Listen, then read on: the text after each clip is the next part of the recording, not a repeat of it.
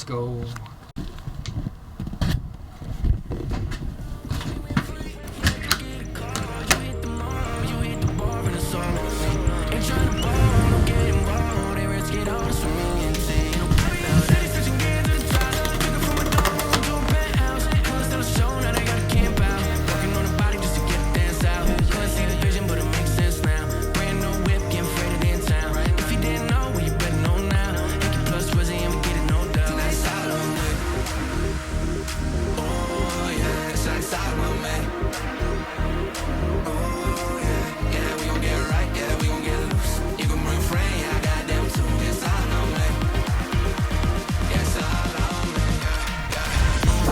Heyo, what's going on everyone? Nathan here. I finally did it. I finally caved in and I bought myself a pair of Apple's AirPods Max. As you can see from the intro, I did purchase these through Amazon's renewed product program. One, to save me money, but also because through this program, I now have 90 days to return these in case I don't think they're worth the asking price. As compared to if I bought them from Apple, I would only have 15 days to return them. But I'm not gonna lie, I'm extremely excited to finally have a pair of my own and to be able to test them out and use them on a regular basis. So in this video, this is just gonna be an overview and also my initial impressions of these. And then in a few weeks, I'll have a full-on review. So if that's already done, I'll link it here on the screen for you to check out. So let's start off this overview with the design.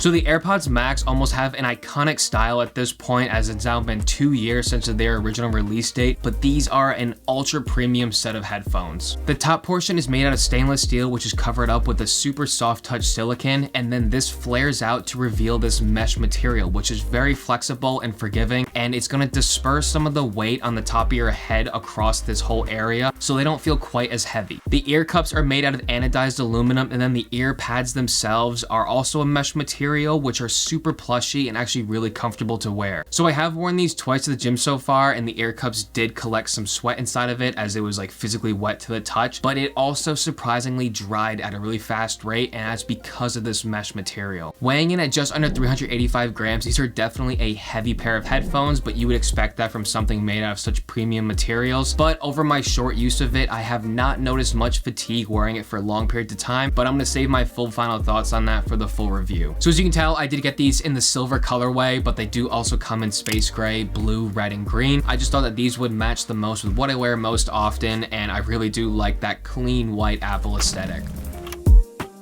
So moving on to the controls of these, you will find all the controls on the right ear cup. First is the digital crown, which is the exact same one that you'll find within an Apple Watch, just a little bit larger. And you can turn this to control the volume. You can press it once to press play or pause on your music and also answer phone calls. Twice will skip forward, thrice will skip backwards in your playlist. And you can also hold it down to activate Siri. And then on the other side of the ear cup, you'll find your noise control button, and this will either turn on active noise canceling or turn on transparency mode. So just for my few quick days of using this, the active noise canceling is very good, and the transparency mode is actually quite insane, as it almost sounds like you have nothing on your heads, especially with a huge pair of headphones like this. It's actually pretty impressive. So now I'm going to quickly run through some of the features that you will be getting with the AirPods Max. These do have their own Apple designed dynamic drivers, active noise canceling, transparency mode, personalized spatial audio with head tracking, and also adaptive EQ. So what's kind of shocking is that there are 9 microphones on these ear cups, and it's actually pretty surprising because you don't really notice them, but 8 of them are dedicated towards active noise canceling, 3 of them are for voice pickup, and then there's also one additional one on these. So these being 2 years old, they are powered by Apple's H1 chip, which is now a little outdated, but with this chip you can expect to have very seamless pairing between all of your Apple devices. And these also only have Bluetooth 5.0, so definitely not cutting edge Bluetooth technology, but that's what you get when you buy a 2-year-old pair of headphones.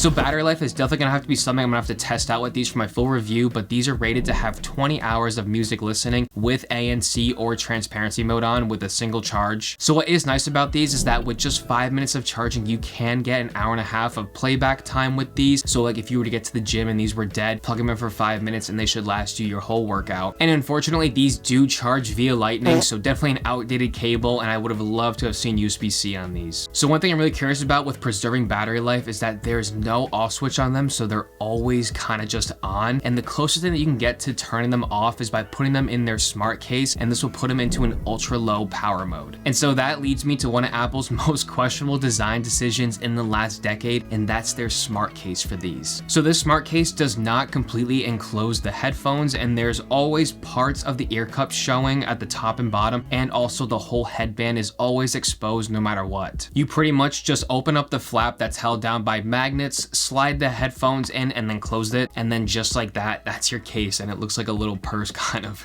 So the outside of the smart case is a super flimsy silicone material, while the inside has a microfiber lining, so it definitely won't scratch up your AirPods Max while it's inside of it. It will keep what parts it does cover up protected. There is also a small cutout on the right ear cup, so you can charge your AirPods Max with the case on, but just overall, they're not very protective, and the AirPods Max do take up a large footprint, especially if you were to carry these in your backpack with you. They don't close up very well. There's nothing that collapses the ear cups in. They pretty much just rotate about 100 degrees, I would say. You get a little more room on the other side, but they fold flat, and then that's it. So there's no like closing mechanism to them. So they definitely do take up a large footprint and are just overall really big headphones. So at a whopping $550, these are a super expensive and premium pair of headphones, and you can kind of find them on Amazon for around $500, but that's still super expensive even for a 2-year-old pair of headphones. So over the next few weeks, I will be testing these out in a bunch of different settings and scenarios to see if they're worth it, or if I'll just be returning them back and then putting that money towards something else, or just waiting out to the second generation. Who knows whenever that will be. So that's gonna be the video. I hope you enjoyed it. If you did, then please don't forget to hit the like button down below and subscribe. And as always, have a great day, everyone. Cheers.